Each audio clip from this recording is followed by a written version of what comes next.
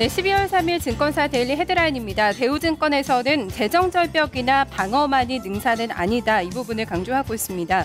동양증권에서는 12월 증시 전망을 내놓고 있는데요. 산타가 절벽을 넘어서 올 것이다. 연말 랠리를 점치고 있습니다. 신한금융투자 약간 좀 비슷한 시각입니다. 재정절벽을 넘어서라는 제목을 붙이고 있는데요. 12월 증시 같이 전망하고 있고요. 토러스투자증권에서는 멈춰있는 내비게이션, 이정표를 보고 운전하기, 이런 헤드라인입니다. 이어서 하나대투증권에서는 코스피 수렴 과정 두 가지를 주목해보자 포인트를 짚어내고 있고요. 우리투자증권에서는 투트랙 전략, 종목별 대응 전략을 권고를 하고 있습니다. 한양증권에서는 2013년 주식시장 쏠림에서 균형을 찾는 쪽으로 시장 좀 변화될 것이라고 보고 있고요. 현대증권에서는 기지개를 켜고 있는 매크로와 증시 지표에 주목해보자고 강조를 했습니다. 네, 데일리 헤드라인을 같이 확인해 보셨습니다. 이제 내용들 하나씩 짚어보겠는데요. 먼저 신한금융투자입니다. 12월 증시를 전망을 하고 있습니다. 오버 더 클리프, 재정절벽을 넘어서 이런 좀 제목을 붙이고 있는데요. 지금 평소와 같이 연말 랠리에서 단순한 좀 기대를 갖기에는 여러 가지 상황들이 복잡하다. 먼저 이렇게 좀 서두를 시작하고 있습니다.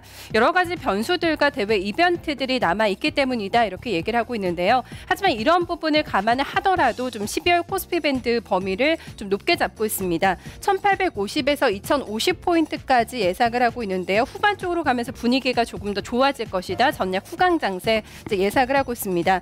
변수를 세 가지를 크게 꼽았습니다. 먼저 재정절벽과 만기와 외국인들의 수급, 그리고 기업 이익의 신뢰도라는 점을 짚어내고 있는데요. 먼저 재정절벽과 관련돼서는 좀 해결을 하는 쪽으로, 합의를 하는 쪽으로 좀 가능성 무게를 많이 두고 있습니다. 연말에 외국인들이 이탈할 것이라는 우려가 있지만 아직은 기우다라고 얘기를 하고 있는데요. 아직까지는 만기 매물 부담이 크지 않다는 점, 그리고 현재 환율이죠. 환율 수준에서는 외국인들이 환차익에 나설 가능성이 낮다는 점을 그 이유로 꼽고 있습니다. 마지막 세 번째 변수, 기업 이익의 신뢰도에 대해서는 약간 좀 우려감을 나타내고 있는데요. 하지만 삼성전자 그리고 현대차의 이익만 견조하게 나와준다면 내년도 코스피 순이익이 100조 원을 무난하게 넘을 것이다. 이렇게 전망을 하고 있습니다. 이러한 측면을 감안해서 시장이 조금 더 나아질 것을 감안을 해서 대응을 해야 된다고 얘기하고 있는데요. 데일리 추천 종목으로는 일진 디스플레이가 신규로 추천이 됐습니다. 이어서 삼성전기 보고 있고요. 카지노주 가운데서는 강원에도 꾸준한 추천 들어오고 있습니다. 이어서 롯데쇼핑과 성우하이텍까지 좋게 본다고 밝혔습니다. 네, 이어서 다음 증권사입니다. 투트랙 전략을 유지해 나가자. 우리투자증권에서는 계속해서 이 부분을 강조하고 있습니다. 최근에 상하이 지수가 계속해서 저점을 낮추고 있고, 역시 미국의 재정절벽 그리고 유로존에 대한 우려 등 여러 가지 좀 우려 사항들을 얘기하고 있는데요. 이런 불안한 글로벌 경기에는 역시 이익이 안정되는 쪽으로 해서 포트폴리오 비중을 확대해 나갈 필요가 있다. 이 부분을 강조를 하고 있습니다. 자, 어떤 부분에 대해서 비중을 넓혀야 되는가 얘기하고 있는데요. 단연 IT 꼽고 있습니다. IT와 IT 부품주를 얘기하고 있고요. 음식료품 업종까지 최선호 업종으로 얘기를 하고 있습니다.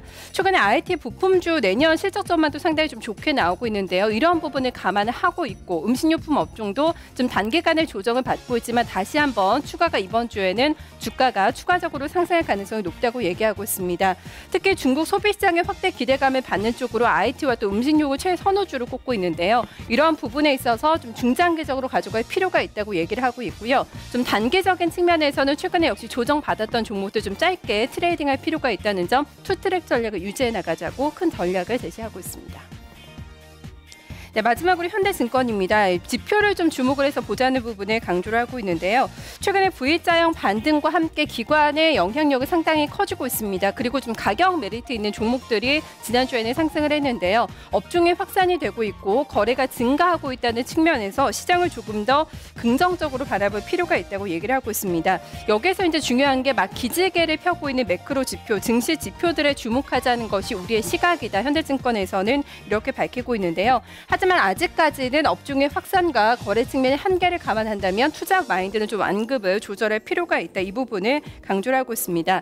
투자에 있어서는 소비재와 자본재에 대한 조정 시 분할 매수 접근을 얘기를 하고 있고요.